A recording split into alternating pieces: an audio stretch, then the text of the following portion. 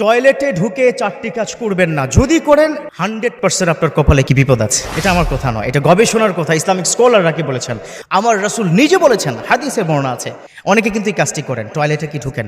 আচ্ছা, এখানে কি যারা আছে, 1 নম্বর হচ্ছে বাম পা দিয়ে টয়লেটে ঢুকতে হবে, অর্থাৎ ডান পা দিয়ে টয়লেটে ঢুকা যাবে না। পারা যাবে তো সবাই?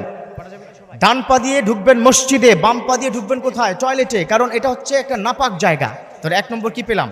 বাম পা দিয়ে টয়লেটে ঢুকবেন, ডান পা দিয়ে ঢুকবেন না। 2 নম্বর হচ্ছে দোয়া পরে ঢুকবেন। দোয়া পড়েন আপনারা?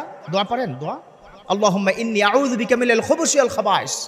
3 নম্বর হচ্ছে অনেকের আংটির মধ্যে আল্লাহু থাকে লেখা, অনেকের টুপির মধ্যে কাবা শরীফ অথবা বিভিন্ন আল্লাহ বিভিন্ন জিনিস থাকে। এই দেখুন, আমরা এখানে কাবা ঘর আছে না? হ্যাঁ, এই কাবা শরীফ বা আংটির মধ্যে আল্লাহু, এই ধরনের পবিত্র কোনো জিনিস আল্লাহর নাম রাসূলের নাম নিয়ে বাথরুমে প্রবেশ করবে না, প্রয়োজনে খুলে যাবে। 4 নম্বর, শয়তান ম্যাক্সিমাম সময় মাথা ইফেক্ট করে। দেখুন, মা বোনেরা অনেক সময় দেখবেন আজান দিলে মাথার মধ্যে ওড়না দেয়। এটা কোথা থেকে আসলো? এখান থেকে আসলো। এটা ইসলামিক স্কলারদের গবেষণা।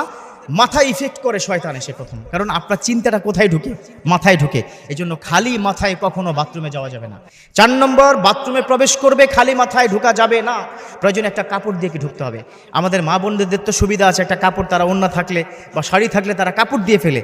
তোমরা এখানে ইয়াং যারা আছো বা আপনারা কি যারা আছেন, মাথায় যে কোনো একটা ছোট্ট একটা কাপড় বা একটা রুমাল মাথায় দিয়ে বাথরুমে কি বসবেন। তাহলে 4টি কথা বললাম, সবাই খুব মনোযোগ। 1 নম্বর হচ্ছে বাম পা দিয়ে প্রবেশ করব। 2 নম্বর হচ্ছে দোয়া পরে প্রবেশ করব। 3 নম্বর হচ্ছে কোনো পবিত্র জিনিস যদি হাতে বা মাথায় থাকে সেটা রেখে প্রবেশ করব। 4 নম্বর হচ্ছে মাথায় একটা ছোট্ট কাপড় দিয়ে প্রবেশ করবো।